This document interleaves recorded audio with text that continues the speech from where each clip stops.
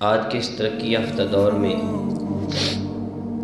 ہر انسان کسی نہ کسی کام میں مشغول ہے۔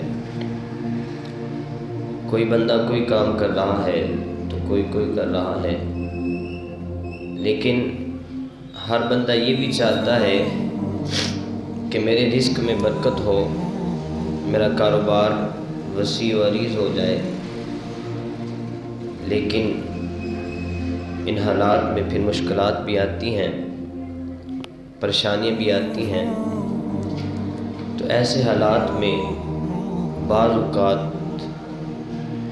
کئی عقل مند حضرات سے بھی یہ الفاظ سننے سے ملے ہیں کہ جن سے معلوم ہوتا ہے کہ جب ان پر پریشانی آتی ہے تو جو وہ الفاظ بولتے ہیں تو یہ پتہ چلتا ہے کہ وہ اللہ کی رحمت سے نا امید ہو چکے ہیں۔ لیکن ایک مسلمان ہونے کی حیثیت سے ہم سب کو چاہیے کہ ہم ہر وقت اللہ کا شکر ادا کرتے رہیں، کبھی بھی اس کی ناشکری نہ کریں، چاہے امیری ہو چاہے غریبی ہو، کوئی بھی مشکل وقت ہو آسان وقت ہو، کیونکہ اللہ تعالیٰ نے ارشاد فرمایا کہ محبوب ان لوگوں کو کہہ دو کہ جب تم اپنی جانوں پر ظلم کر بیٹھو، زیادتی کر بیٹھو، تو اللہ کی رحمت سے نا امید مت ہو، بے شک اللہ تعالیٰ بخشنے والا مہربان ہے۔ تو اللہ تعالیٰ نے ان لوگوں کو یہ ارشاد فرمایا جو پریشانیوں مصیبتوں میں نا امیدی کرتے ہیں۔